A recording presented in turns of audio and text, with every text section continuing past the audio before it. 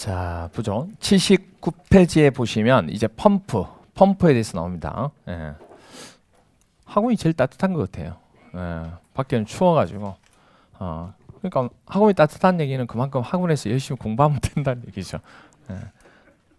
그래서 가능하면 오전에 공부하시는 분들이나 저녁반 하시는 분들은 공부할 시간이 솔직히 얘기하면 주말밖에 없어요. 왜냐면 평일 날에는 일하시는 분들은 이게 정말 저녁에 집에 가서 공부를 더 한다는 건 쉽지 않거든요. 그러면 주말에 정말 올인하셔야 됩니다. 그래서 가능하시면 학원 토요일은 보통 6시까지 하나요? 6시까지 하면 오래 한다 생각하지 말고 학원 끝날 때까지 내가 정말 집중해가지고 한번 하겠다.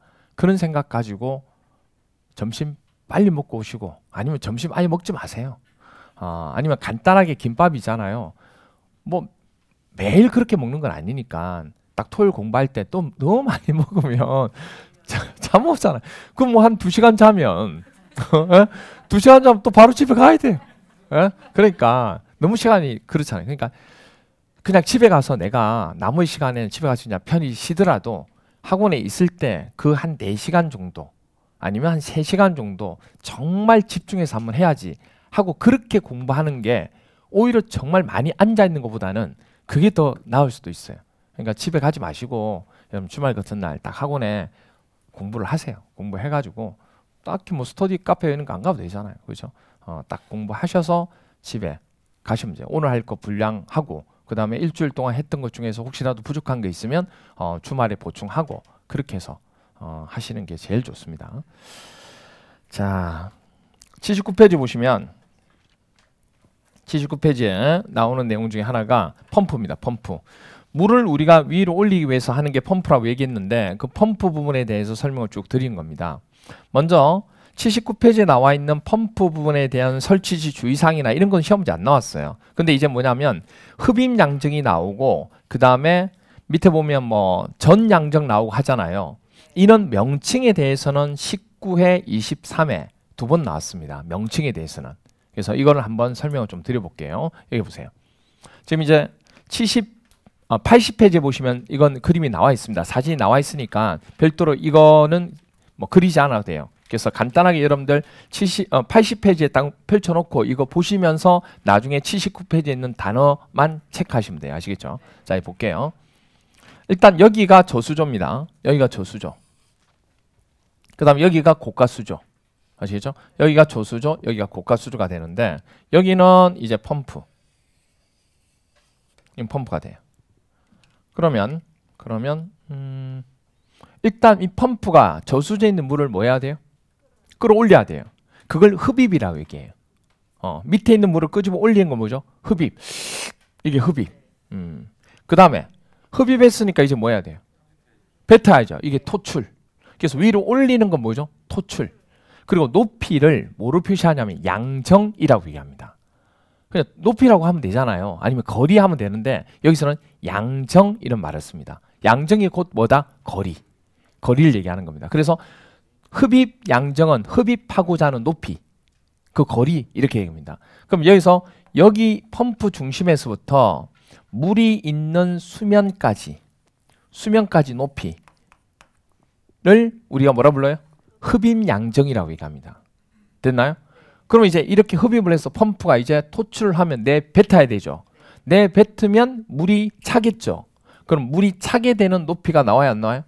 나오겠죠. 그게 바로 뭐예요? 토출 양정이라고 그래요. 그럼 어떤 분들은 또 이렇게 해요. 아니 위로 잡고 앉고 밑에 잡으면 안 되면 밑에 잡아도 돼요. 상관없어요. 뭘 잡아도 상관없어요. 어떤 책에 보면 여기를 잡지 않고 여기를 잡은 것도 있어요. 대신에 여기를 잡았으면 토출을 어디다 잡아야 돼요?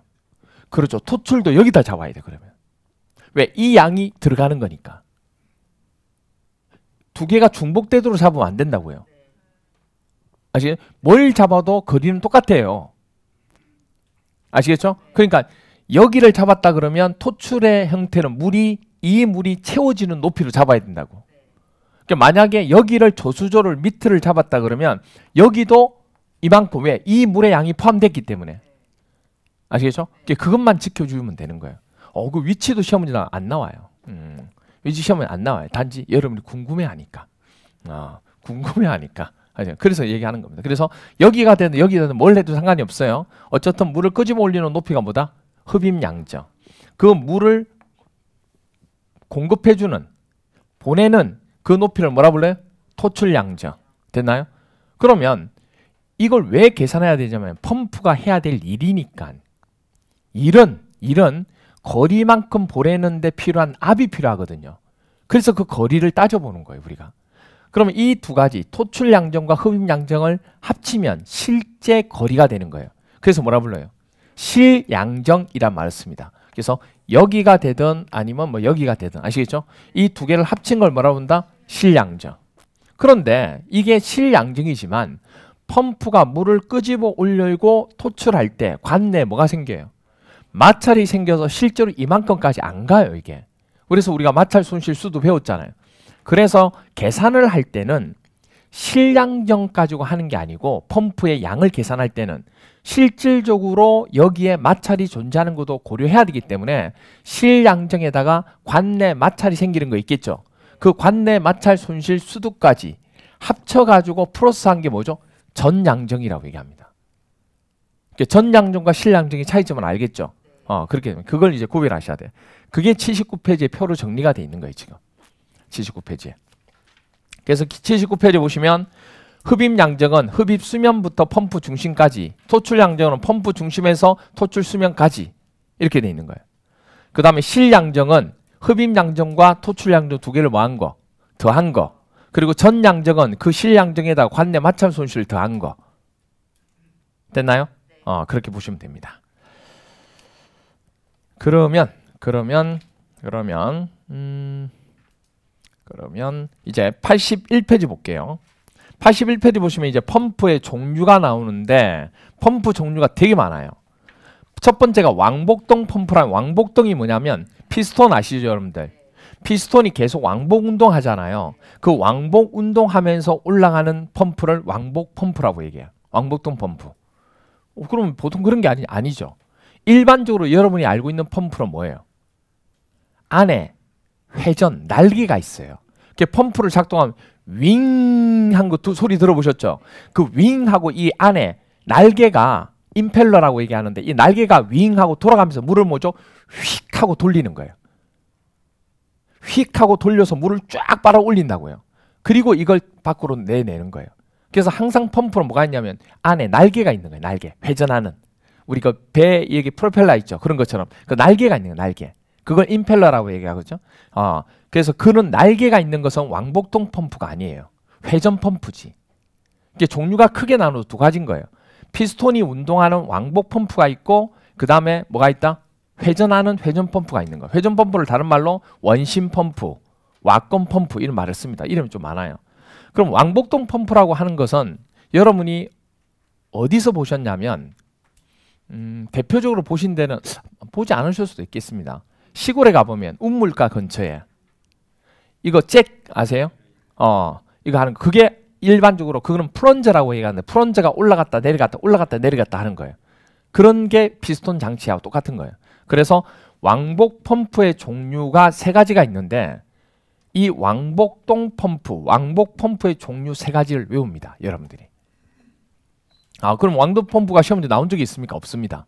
그럼 왜 외웁니까? 왜 외울까요? 아닙니다. 나올 것 같아서 외우는 건 아니고 원심 펌프 뒤에는 회전하는 거 있잖아요. 그건 종류가 나왔거든요. 근데 그 종류는 되게 많아요.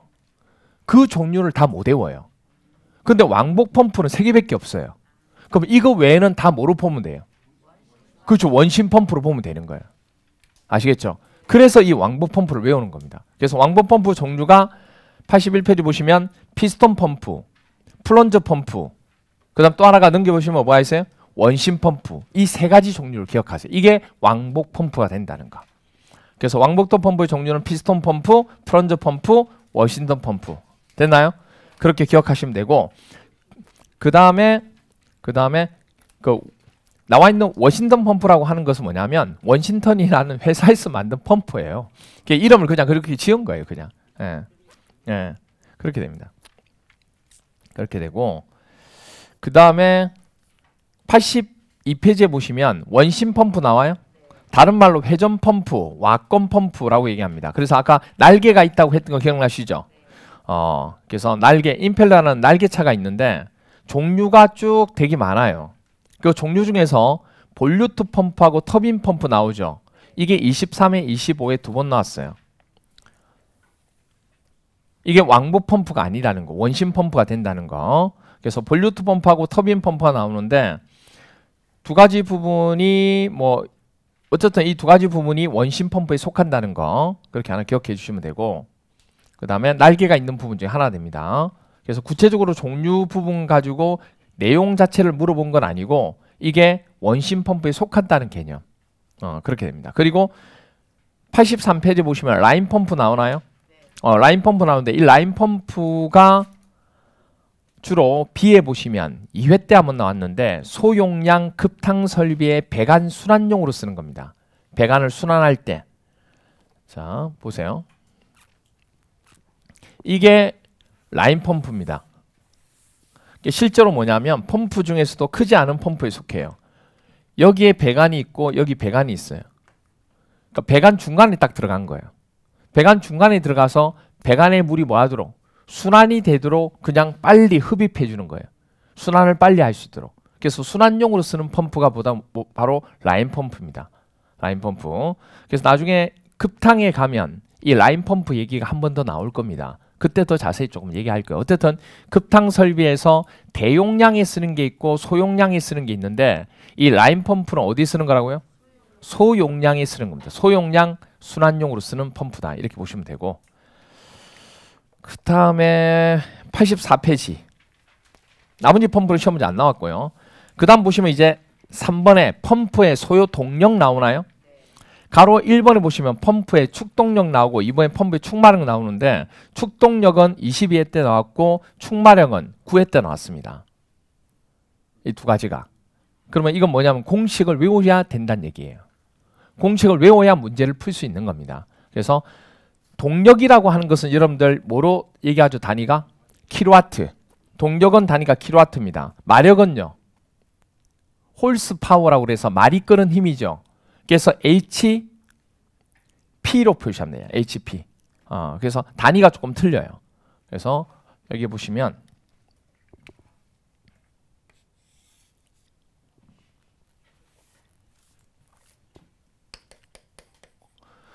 축동력이 있고 펌프가 내는 게 뭐가 있다고요? 축마력이 있다고요. 그러면 축동력은 단위가 킬로와트가 되고 축마력은 뭐라고요? HP, 홀스파워, 말이 끄는 힘. 우리나라는 보통 단위를 뭘 쓰죠? 킬로와트 쓰지 HP 안 쓰잖아요. 이거 써요. 이거서. 근데 시험 문제는 축동력이 나올 수도 있고 축마력이 나올 수도 있는 거예요. 최근에 나온 건 축동력이 시험 문제 나온 거고, 왜냐면 우리가 축동력을 쓰게 되는 거니까. 그러면 이걸 공식을 기억을 해 주셔야 되는데 공식이 똑같아요. 똑같은데 뭐가 다르냐면 뭐가 다르다 보니까 단위가 다르다 보니까 그 단위로 변환시키는 상수가 틀린 거예요. 숫자만 틀리다고. 나머지 똑같아요. 자, 그럼 한번 상식적으로 한번 생각해 보세요. 축동력이든 축마력이든 펌프가 내게 되는 동력을 지금 자꾸 구하고자 하는 거예요. 그럼 펌프가 하는 역할은 물을 뭐 하는 거예요? 끄집어 올려서 보내는 거 맞죠? 그럼 물을 끄집어 올려야 되는데 끄집어 올리려면 물의 무게가 비중이라고 그러죠. 물의 무게가 무거울수록 끄집어 올리는데 동력이 많이 필요합니다. 그럼 비중이 크면 클수록 동력도 커지네요. 그럼 비례입니까? 반비례입니까? 비례. 그러면 물이 가지고 있는 비중은 위로 가겠네요. 비례니까. 그죠? 근데 물의 비중은 여러분들이 보통 알고 있습니다. 물의 비중 자체는 얼마가 되느냐? 얼마죠? 1세제곱미터의 무게를 재면 1톤 나와요. 그건 알고 있잖아요. 그러면요. 1m, 1m, 1m, 1세제곱미터의 최적을 무게로 재면 1톤 나와요. 즉 1000kg 나와요. 그건 시험 문제 안 주어져요. 외우고 계셔야 돼요. 그래서 물의 비중은 얼마다? 1000kg. 즉 1톤 이렇게 됩니다. 됐나요? 자, 그다음 또 물어볼게요. 그러면 물이 이제 무게를 이제 가지고 이렇게 끄집어 올려서 이제 하는 거기 때문에 무게가 무거울수록 당연히 동력도 많이 필요하다. 그래서 비례가 되기 때문에 위로 올라갔어요. 그러면 이건 어때요? 펌프가 가지는 효율이 있죠. 효율이란 거 아시죠? 효율은 뭐예요? 일은 적게 하는데 효과가 좋은 거죠. 그러면 효율이 높을수록 그 펌프가 가지는 효율이 높다는 얘기는 일을 많이 안 해도 된다는 얘기죠. 근데 효과가 좋은 거죠. 일을 많이 안 한다는 건 동력이 많이 든다는 얘기, 적게 든다는 얘기. 적게 드는 거죠. 그래서 우리 에너지 절약할 때 1등급 뭐 이런 거 얘기할 때 전기를 조금 쓰면서도 되게 잘 돌아가는 거. 그런 냉장고, 뭐 세탁기 이렇게 얘기하잖아요. 그러니까 뭐냐면 효율이 높다는 것은 그만큼 동력이 적게 든다는 얘기. 적은 동력으로 그만큼 효과가 좋다는 얘기. 그게 효율이에요. 그래서 효율은 항상 어떤 일을 하는 부분에 있어서 반비례가 돼요. 효율이 높을수록 동력은 적게 들고 효율이 낮으니까 뭐가 되는 거예요? 동력이 높은 거지. 그거죠. 공부는 엄청나게 많이 해요. 에? 정말 많이 해요. 많이 하는데 점수가 안 나요. 그러면 어떤 얘기를 해요? 효율이 떨어진다. 그래서 과목에 따라서 그런 게 있잖아요. 공부량은 되게 많이 하는데 점수가 안 나오는 과목. 대표적으로 뭐예요? 시설계로는 아니죠. 시설계로는 뭐 보통 회계 아니에요. 회계? 엄청나게 하는데 점수 잘 안 나오는 게 그렇잖아요. 근데 과목 성격이라고 그게. 교수님을 탓하면 안 되고 과목 성격이 그런 거예요. 그게. 근데 어떤 사람도 다르죠. 회계 전공하신 분들은 그게 또 점수 제일 잘 나오고 조금만 해도 나오고 회계를 못하는 사람 난 이해가 안 돼. 이렇게 얘기할 수 있죠. 그렇죠? 빤맛이지만 하여튼 그렇잖아요. 이게. 또 다른 사람도 있을 거고 어떤 사람도 실무 경험을 많이 하신 분들은 이게 또 시설이 쉽게 느껴질 수 있거든요. 근데 실무 경험 전혀 없는 여자분들은 또 시설이 뭐죠? 또 너무 또 어렵게 느껴질 수 있거든요. 뭐 그런 차이들. 그런 부분이 있습니다. 어쨌든 그래서 효율이라고 하는 것은 항상 동력과 무슨 관계? 반비례 관계. 그럼 위에 있어야 돼, 밑에 있어야 돼. 효율은 밑에. 됐나요? 자, 그다음에 또 하나가 뭐냐면 펌프가 해야 될 게 뭐냐면 끄집어 올리는 거죠. 아까 우리 배웠던 뭐죠? 양정. 전 양정이 있잖아요. 이 전체 양정. 마찰 손실 수도까지 합친 전 양정이 크면 클수록 동력이 많이 필요하죠. 그럼 비례예요, 반비례예요? 비례죠.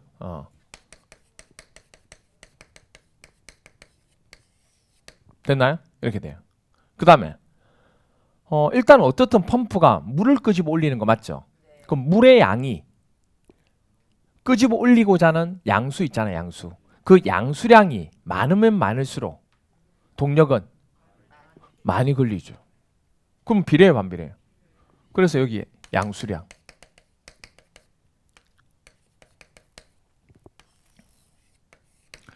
이렇게 되죠. 양수량, 양수량 이렇게 돼요. 됐나요? 그래서 이 세 가지가 축동력의 무슨 관계? 비례 관계. 효율은 무슨 관계? 반비례 관계. 그래서 공식이 나온 거예요, 이게. 예, 공식이. 여기 비중은 물의 비중을 얘기하는 겁니다. 아시겠죠? 그리고 이제 동력을 만들기 위해서는 단위 자체가 바꿔보니까 이 숫자가 뭘로 해야 킬로와트가 나오냐면 얼마 나온다고 돼 있어요?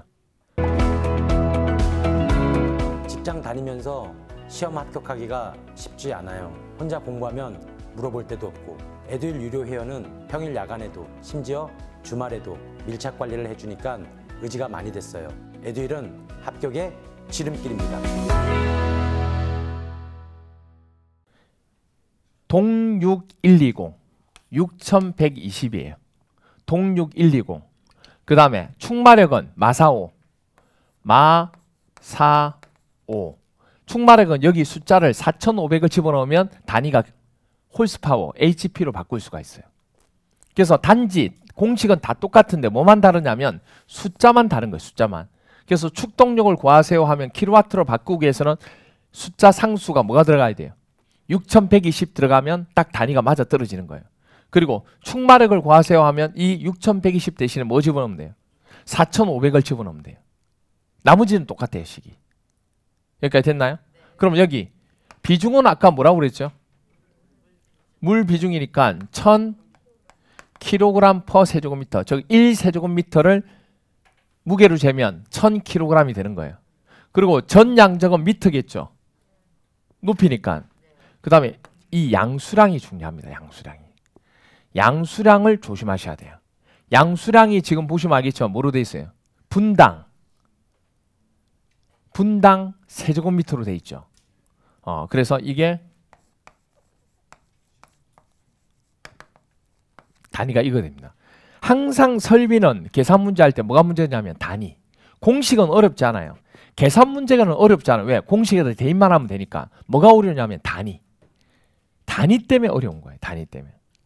그래서 이 단위는 픽스, 고정된 겁니다. 그리고 이 단위로 나와 있는 걸 킬로와트로 바꾸려고 하면 6120 집어넣으면 되고, 그 다음 이렇게 돼 있는 것을 홀스파로 바꾸려면 여기 뭐만 집어넣으면 돼요? 4500만 집어넣으면 된다 그 얘기예요. 나머지 똑같은 겁니다. 됐나요? 그래서 물은 비중이 여러분들 1세제곱미터당 1000kg인 거 알 수 있잖아요. 근데 뭐가 헷갈리냐면 이건 높이니까 미터 하면 되죠. 이게 제일 헷갈린다고, 단위가. 이 단위가 제일 헷갈리는 거예요, 이게. 그런데 보세요. 양이니까 이거는 킬로그램이냐 세제곱미터냐 둘 중에 하나죠. 그런데 여기에 뭐가 있어요, 단위가? 세제곱미터 당 이거잖아요.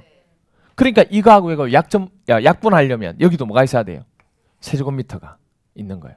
시험 문제에서 이 물의 비중은 주어지는 경우도 있고 안 주어지는 경우도 있는데, 뭐 주어지면 뭐 좋은 거고 안 주어져도 기억하고 계셔야 돼요.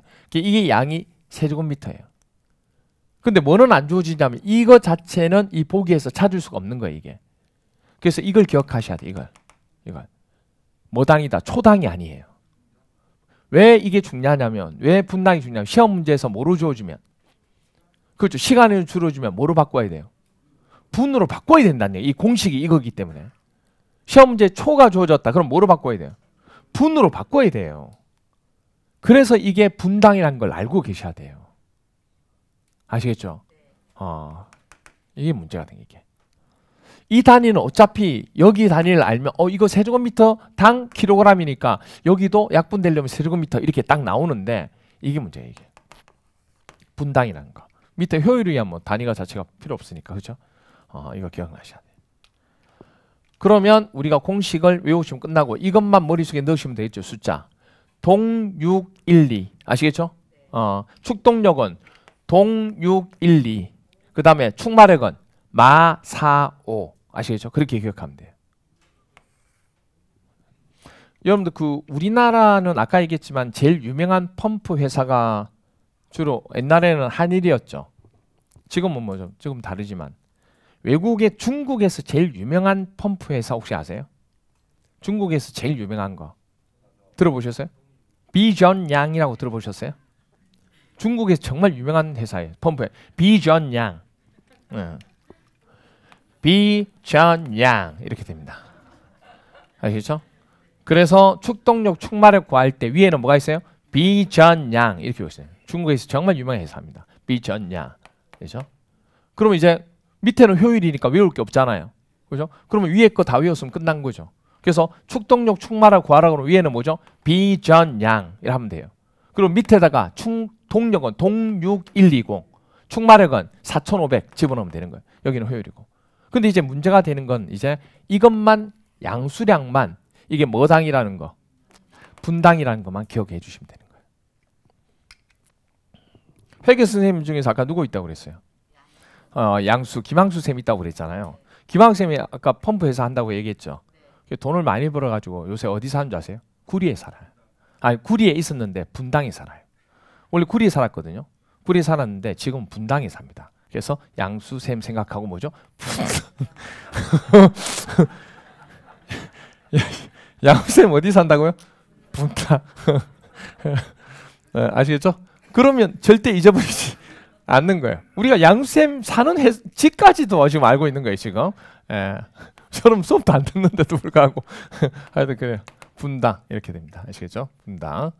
왜냐면 정말 이게 기억이 안 나요. 근데 시험 문제가 어떻게 나오냐면 이 단위를 바꾸는 게 나와요.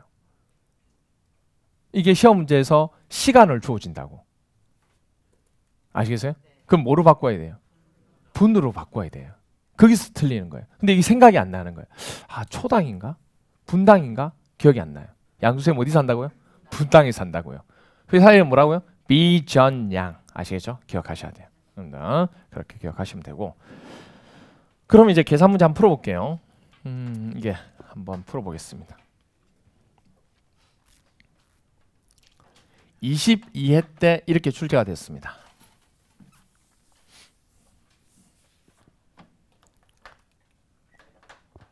한번 풀어보세요, 여러분들. 공식 가지고 바로 풀면 되니까.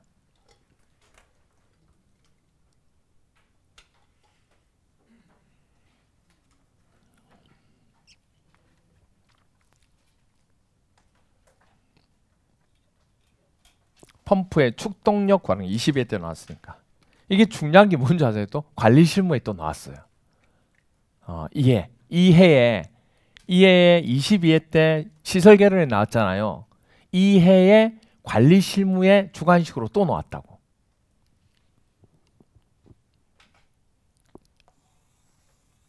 축동력은 몇 킬로와트냐.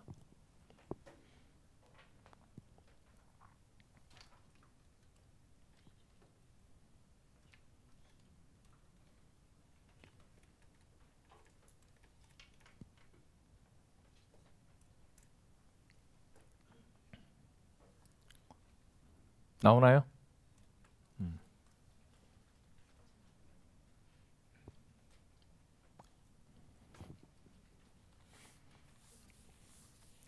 수업 시간에 거의 기출 문제는 아마 거의 50% 이상은 다 할 거예요. 이게 기본 이론하고 심화 이론까지 하게 되면 거의 한 70% 기출 문제 70%를 하게 됩니다. 예. 원래는 이론을 하면서 기출 문제를 해야 여러분들 훨씬 좋아요. 기출 문제를 빨리 안 하고 나중에 뒤에 하면 힘들거든요. 거의 한 70% 정도는 기출 문제 거의 다루어서 본다고 생각하면 돼요. 주로 어려운 문제 위주로 또 하고 있기 때문에 쉬운 문제가 아니고. 그래서 웬만하면 기출 문제 풀면 거의 다 많이 풀릴 거예요, 여러분들이. 나왔나요? 네. 자, 풀어볼게요. 그럼 같이요. 자, 축동력이라고 물어봤습니다. 축동력. 그럼 단위는 킬로와트가 되고 위에 누구라고요? 비전양. 비전양. 그리고 동이니까 동 6120 곱하기 효율. 이렇게 합니다. 그럼 물의 비중 안 나왔잖아요, 지금. 그렇죠? 물의 비중은 1000kg. 1000 곱하기 전양정이죠. 전양정이 얼마? 50. 그 다음에 양수량은 여기 나오잖아요. 시간당 30세제곱미터를 양수한다고 돼 있잖아요. 이게 양수량이에요. 근데 30인데 뭐 당이에요, 지금? 그래서 제가 얘기한 거예요, 이게. 달리 얘기한 게 아니라고. 이렇게 시험 문제에서 시간당은 분당으로 나왔으면 좋은데 시간당이기 때문에 시간을 뭐로 고쳐야 돼요? 분으로 고쳐야 돼, 이게. 그럼 보세요. 이게 뭐 당이냐면 시간당이고 분당인 거 아셔야 되죠. 분당인 거 모르면 이거 못 푸는 거예요, 그러니까. 그런데 이게 지금 보시면 여기가 세제곱미터고 이게 이거잖아, 이게. 그럼 이건 나누는 거죠, 이거. 왜냐면 이게 지금 분이니까 시간을 분으로 고치면 몇 분이에요? 60분이잖아요. 그러니까 시간을 분으로 고쳐야, 이 분이라 했으니까 이걸 60분으로 바꿔야 된다고, 이게. 그럼 60이니까 여기 있다는 여기 분수라는 얘기 밑에 있다는 얘기가 똑같은 거죠, 지금. 그러니까 밑에 60이라고 쓰면 된다고, 이게. 나누는 거니까. 단위가 지금 그런 거니까, 지금. 아시겠어요? 그래서 60을 여기 쓰는 거예요, 이게. 이게 포인트라고, 이게. 이 문제는. 그리고 여기다가 이제 동 6120 곱하기 효율이 몇 프로예요? 60%, 0.6 이렇게 되는 거죠. 예, 60%는 0.6으로 해야 돼요. 60으로 하면 안 돼요. 예. 됐나요? 그럼 이렇게 해놓고 바로 이제 구할 수 있는 것 중에 하나가 여기 1, 2 이렇게 되죠. 아니면 그냥 그런 거 하지 말고 계산기를 뜯어도 되고, 우린 계산기 있으니까. 그렇죠. 그러면 계산기 이거 계산할 때 어떻게 한다고 그랬어요? 여기 계산했고 여기 계산을 그렇게 하지 말라고 그랬어요. 예. 1000 곱하기 50 곱하기 30 하고 그 다음 나누기 하고 6120 또 나누기 하고 0.6 나누기 하고 60 하면 된다고. 됐나요? 계산기를 한 번에 끝내야지 하고 적고 이러면 안 된다고요. 시설개론은 한 번에 끝낼 수 있도록 문제가 나오는 거예요. 그러니까 따로 적고 할 필요가 없어요. 그러면 딱 얼마가 나오나요? 얼마요? 6.8 이렇게 나옵니다. 이렇게. 이게 계산 문제. 그러니까 어려운 거 아닙니다. 그래서 펌프 부분 기억하고 계셔야 돼요. 그 다음에 가로 3번에 보면 85페이지에 가로 3번에 보면 펌프의 회전수 변화 및 운전 나오나요? 이게 21회, 23회, 24회 나왔어요. 별표에서 봐주셔야 돼요. 그리고 25회까지 올해까지 나왔어요. 이게 펌프의 회전수 변화인데 기억, 니은, 티것을 다 기억하고 계셔야 돼요. 기억. 펌프의 양수량은 회전수에 뭐 한다고요? 비례한다는 거. 그러니까 이 말이 무슨 말이냐면 펌프의 양수량은 회전수를 2배를 했잖아요. 회전수를 그러니까 원래 이 어떤 그 물이 있는데 이 물을 회전수를 2배로 하면 얼마의 물의 양을 보낼 수 있느냐 그 얘기를 하는 거예요. 그럼 회전수를 2배라 하면 양수량도 2배를 보내는 거예요. 아까 얘기했잖아요. 제가 회전수를 빠르게 하면 물을 많이 보낼 수 있고 회전수를 느리게 하면 물량을 적게 보낼 수 있다고 얘기했잖아요. 그게 비례한다는 얘기라고. 펌프의 양수량은 회전수에 뭐한다? 비례한다 이렇게 된 거예요. 비례한다. 그런데 펌프의 전양정은요. 전양정은 회전수에 뭐한다? 제곱에 비례한대요. 제곱 비례. 그 얘기 무슨 얘기냐면 회전수를 2배 하잖아요. 원래 값보다도 회전수를 2배 하면 전양정은 몇 배가 되는 거예요? 제곱이니까 2배의 제곱이니까 뭐죠? 4배가 된다 그 얘기예요. 4배. 그 다음에 축동력은 동력은 회전수에 뭐하죠? 세제곱에 비례합니다. 세제곱. 그러면 회전수를 2배로 하면 동력은 몇 배가 되는 거예요? 8배나 필요한 거예요. 이게. 그러니까 회전수 부분을 돌리는 게 전기가 엄청나게 뭐죠? 많이 소모되는 거예요. 그래서 우리가 아까 했을 때 펌프 직송 방식에서 회전수로 제어하는 방법이 있고 변속이 있고 대수로 제어하는 뭐가 있으세요? 정속 방식이 있잖아요. 이 회전수로 조율하는 게 전기가 되게 많이 소모된다고. 이게. 그 얘기를 하는 겁니다. 그래서 기억하고 계셔야 됩니다. 이거는. 그래서 펌프의 양수량은 회전수에 뭐한다? 비례한다. 이게 25회 때 또 나온 거예요. 그리고 펌프의 전양정은 회전수에 제곱에 비례한다. 그리고 축동력은 회전수에 세제곱에 비례한다. 아시겠죠? 그래서 이 내용이 회전수가 보세요. 원래 기존에 있던 펌프가 있는데 이 펌프를 회전수를 2배를 했습니다.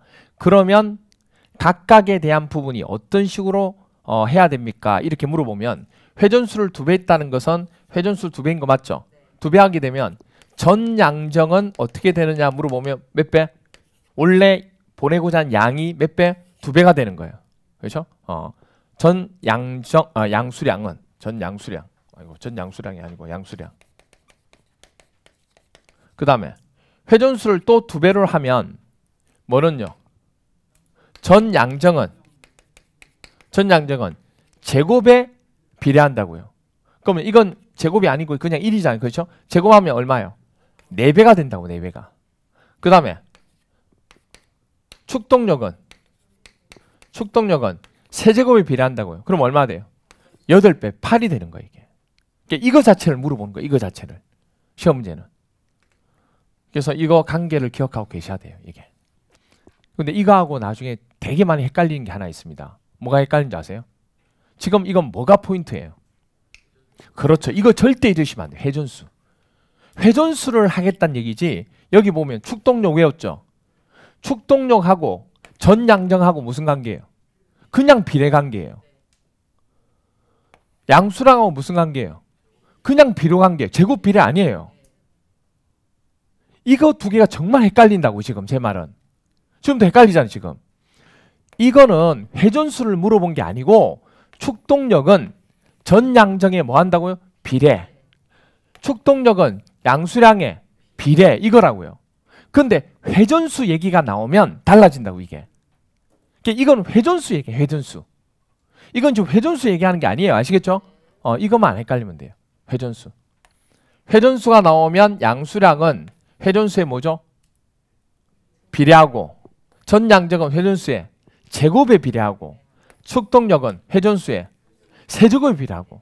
그래서 이게 1, 2, 3이 되는 거예요. 이거. 아시겠죠? 1, 2, 3. 이거. 헷갈리죠, 이게. 되게 많이. 헷갈려요. 나중에 기억도 안 나고 이렇게 돼요.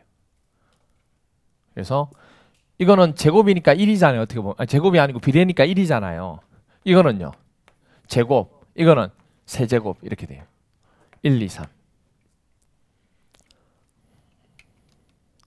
자, 보세요. 아까 그 양수쌤 집이 어디라고 했죠? 분당이라 했죠. 분당을 가면서 양수쌤이 또 음악을 좀 좋아해요. 좀 얼굴 생긴 거하고 다르게 음악을 좀 좋아합니다. 음악을 뭘 좋아하냐면 뽕짝을 좋아해요. 뽕짝을 좋아하는데 또 CD 이렇게 레코드판 이런 걸 또 좋아하세요. 듣는 거를. 전축 있잖아요. 전축. 옛날 전축이라고 하죠. 그 전축 부분을 되게 좋아해요. 이렇게 전축에다가 이렇게 뭐 넣고 이렇게 하는 거 있죠. 그래서 분당 가면 처음 산 게 되게 옛날에 처음 나왔던 것 중에 전축이 유명한 전축 중에 하나가 1, 2, 3이라는 전축이 있었어요. 그래서 양수쌤 집에 전축을 샀는데 이름이 뭐라고요? 1, 2, 3이라고요. 이렇게 기억하셔야 돼요. 그렇죠? 양수쌤이 전축을 샀는데 뭐라고요? 1, 2, 3. 전축 이름이. 아시겠죠? 이렇게 기억하셔야 돼요. 안 그러면 이게 되게 많아요. 근데 전축이 아시죠? 뭐가 돼요? 이게 회전 돌아간다고. CD판이 아니고 뭐예요? 그? 레코드판이 이렇게 돌아간다고 했네. 전축은. 그래서 회전수 기억하셔야 된다고. 전축을 또 모르시는 분도 있을 수 있겠다.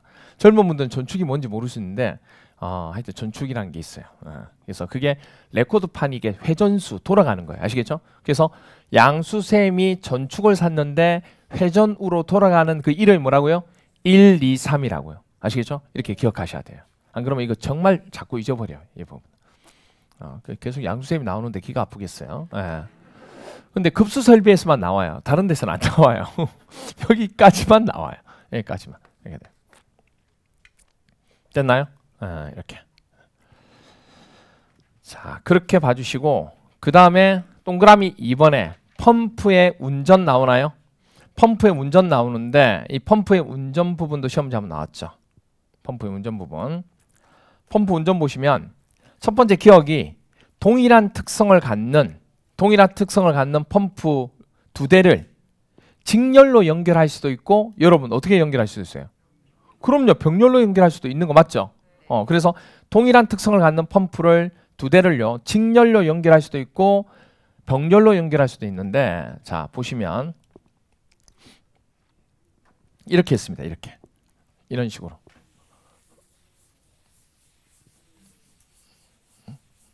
이렇게 연결했어요. 그럼 이렇게 연결한 거는 지금 직렬이죠. 나란히 연결한 게 뭐예요? 직렬. 이게 직렬입니다. 이게 펌프가 있고 이게 펌프가 있는 거예요. 이 두 개를 이렇게 그냥 연결시킨 거예요. 이게 직렬입니다. 아시겠죠? 이게 직렬이에요. 그러면 자 위아래 이렇게 해놓고 연결한 게 뭐예요? 병렬. 이거지. 어이구.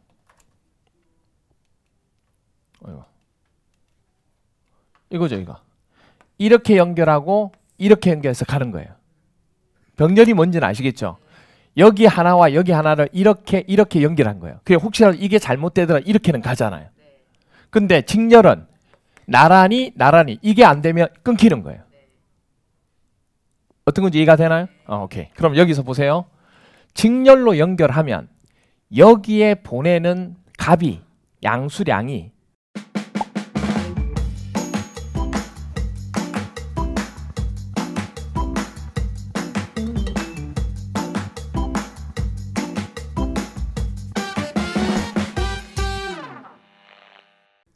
백이다.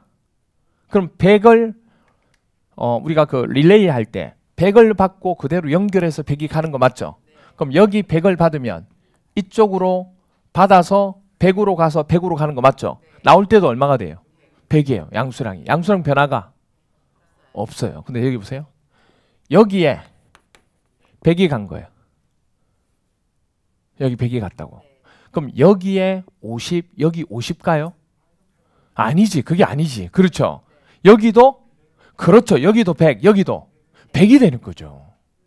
어떻게 100이 가는데 50, 50씩 가요? 그거 아니에요. 100이 대한 양이 나왔지만 100, 100이 가는 거예요. 이게. 됐나요? 물이 채워지면서. 그러면 이게 100이 가고 100이 갔잖아요. 근데 두 개 모아서 나올 때 얼마 되는 거예요? 100, 100이 여기 100이 왔어. 100이 왔잖아요. 그럼 얼마 나와야 돼요? 200이 나와야죠. 200이. 양수량이 직렬로 연결될 때는 일정하죠.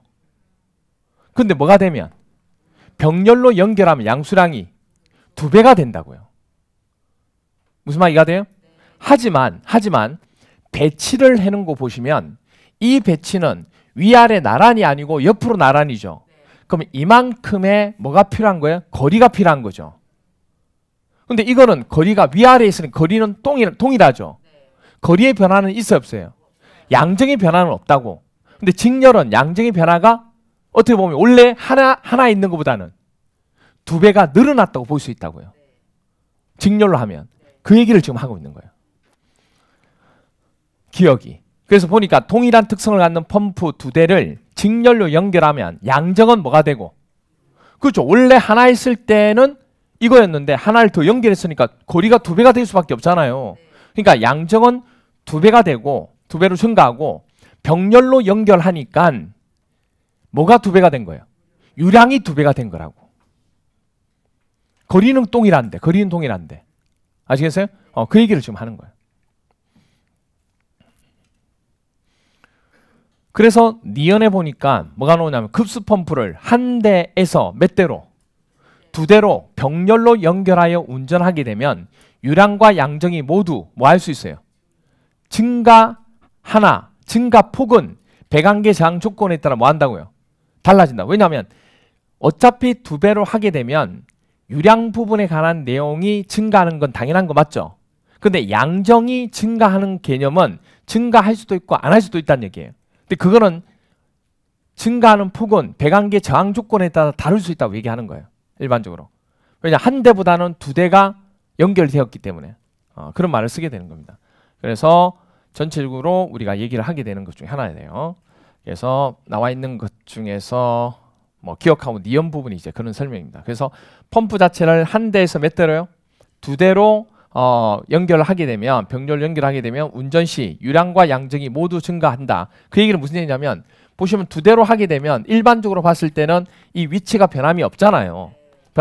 근데 배관 자체 부분을 연결하는 부분의 어떤 폭이 이 위아래로 벌어지면서 배관의 길이 자체는 어느 정도 약간 길어졌다 보는 거예요. 근데 그 차가 크진 않다고. 그래서 보통 우리가 일반적으로는 양정은 차이가 많이 없다 이런 말을 쓰는 거예요. 근데 그 배관의 차이에 따라서 증가폭은 다를 수 있다 그 얘기를 하는 겁니다. 근데 유량은 확실히 뭐가 돼요? 증가하게 되는 거죠.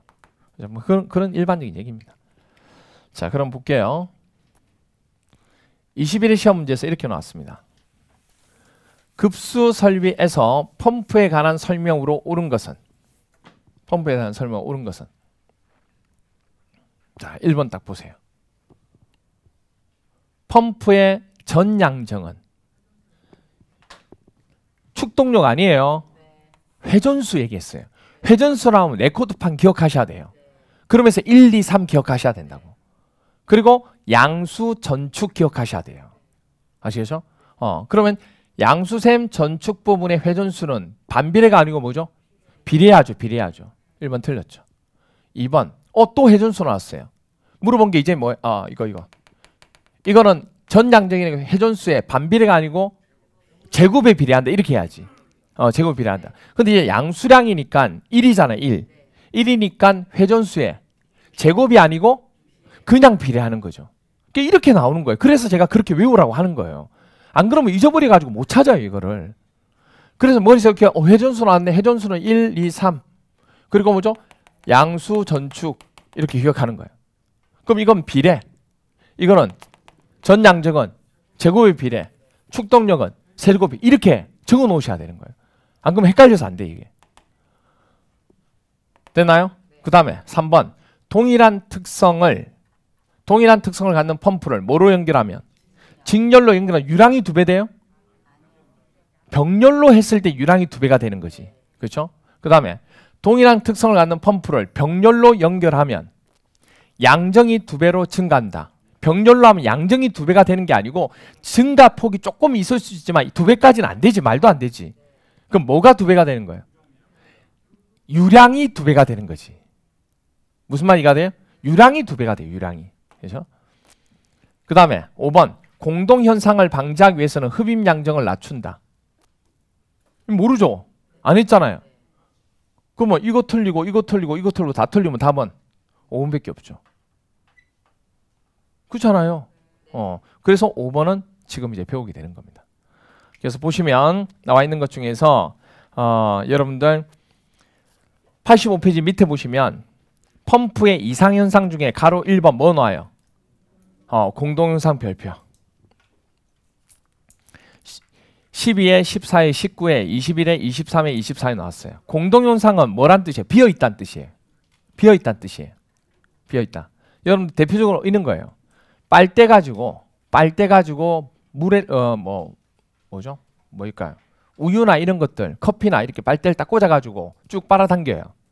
그게 꽉 차 있으면 쫙 빨리는데 뭐가 있으면 비어있는 공기가 들어가 있으면 픽픽 새서 잘 안 올라오죠. 뭐 그런 개념을 얘기하는 거예요. 그래서 보면 정의해 보시면 동그라미 1번 수온이 상승하거나 물의 온도가 올라가면 물이 뭐로 바뀔까요? 물의 온도가 올라가면 기체로 바뀌잖아요. 그러면 물 속에 뭐가 존재하는 거예요?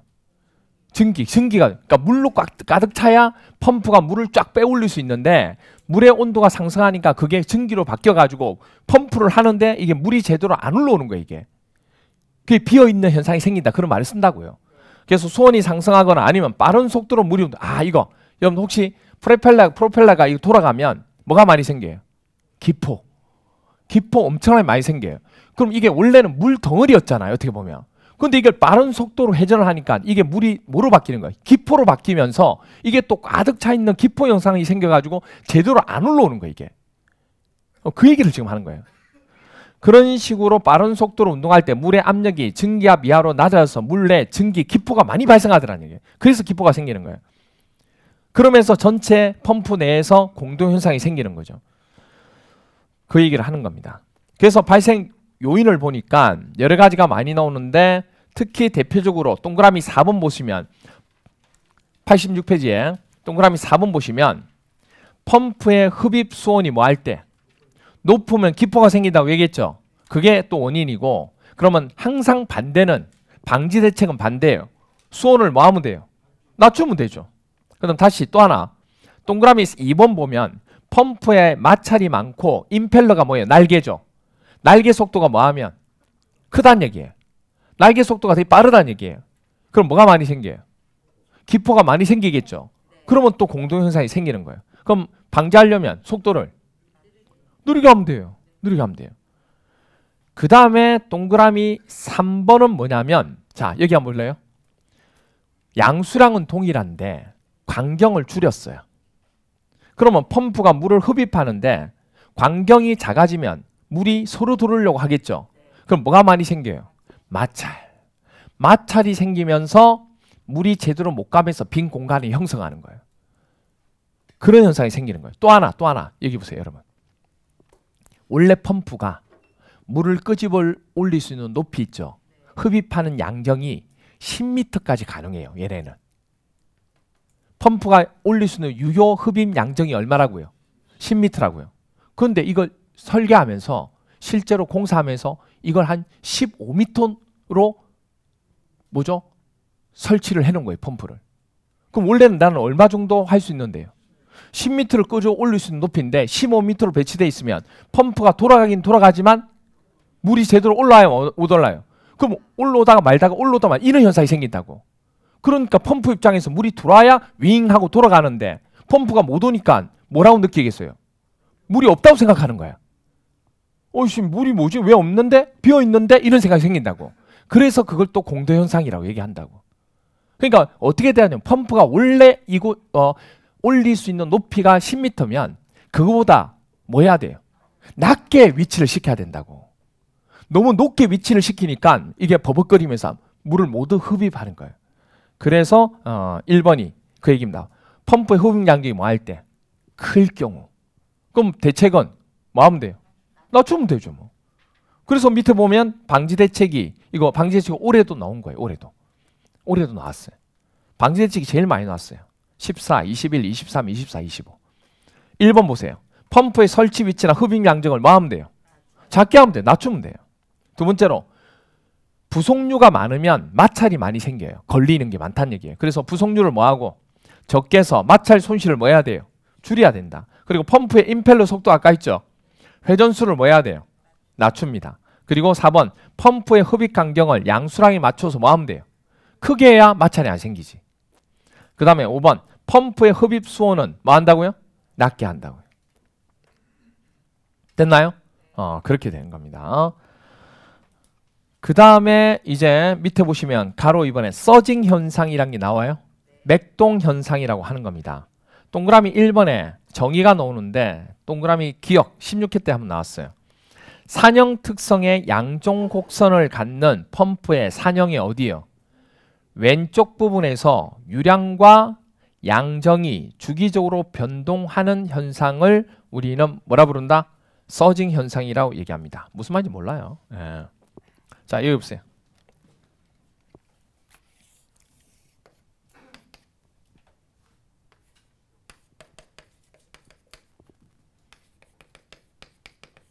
자, 그래프가 있는데 여기가 뭐죠?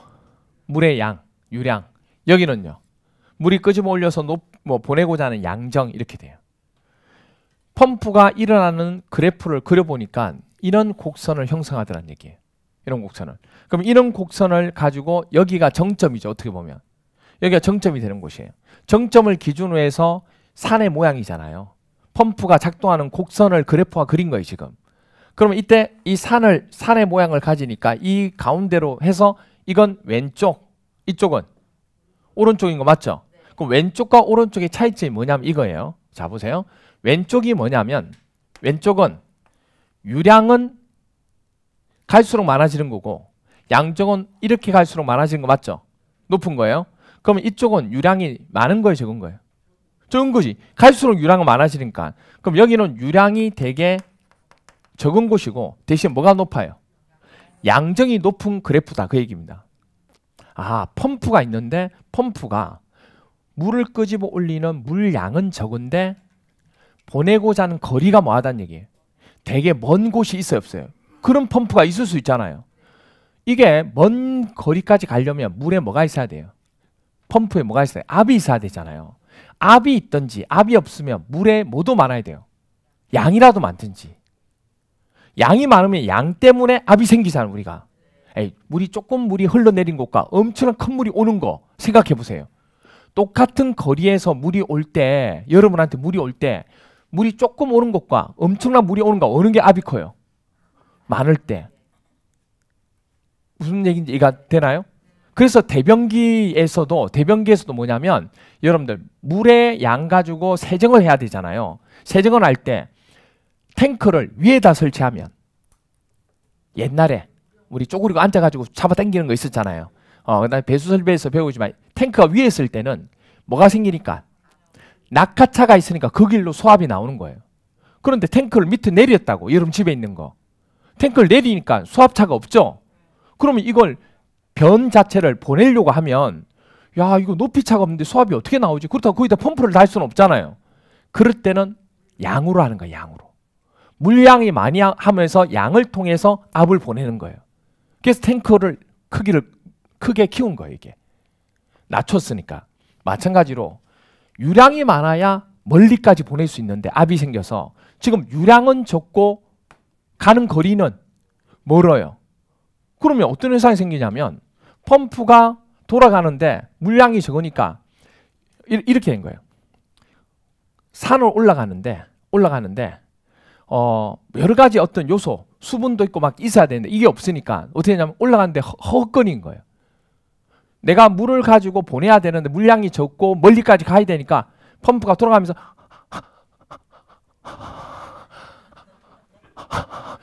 계속 펌프가 뭐냐면 올라갔다가 힘이 드니까 내려갔다가 올라갔다가 내려가 이걸 주기적으로 반복하는 거야. 그러면서 펌프가 뭐 하기 시작해? 떨기 시작하는 거야. 진동이 일으킨다고. 이걸 보고 얘 왜 이래? 숨 넘어가는 거 아니야? 이렇게 된다고요. 꼭 그거 비슷하죠. 그 뭐예요? 밤에 잘 때 그 무호흡 그거 비슷한 그런 현상이 산형 왼쪽에서 생긴다 그 얘기예요. 그 경우가 뭐냐면 유량에 비해서 뭐가 많을 때 양적이 높은 경우가 되는 거예요. 상형이 왼쪽이라는 게. 그럼 반대로 이쪽은 유량이 많죠. 근데 양정도 낮잖아요. 그러니까 이런 현상이 안 생기죠. 그래서 서징 현상이 생기는 곳은 바로 이런 현상이 생긴다 그 얘기예요. 그래서 산형 특성의 양정 곡선을 갖는 펌프의 산형의 어느 부분에서 왼쪽 동그라미 하시고 왼쪽이라는 부분이 바로 뭐냐면 누가 많을 때 유량보다 양정이 많을 때 그 얘기를 하는 거예요.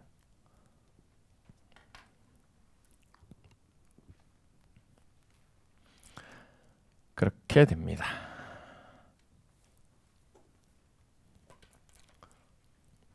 그래서 오른쪽 보면 그래프도 있긴 있어요. 오른쪽 보면 그래프도 위에 그려놓긴 했는데 그렇게 됩니다. 그래서 거기까지가 우리가 급수설비 부분에서 설명드리는 내용이 된다. 이렇게 보시면 됩니다. 그렇게 되고 됐죠? 예. 그래서 거기까지 설명드렸고 그 다음에 이제 급탕설비 조금 쉬었다가 급탕설비 부분 들어가도록 하겠습니다. 예. 주택관리사 합격! 에듀윌 합격 패스!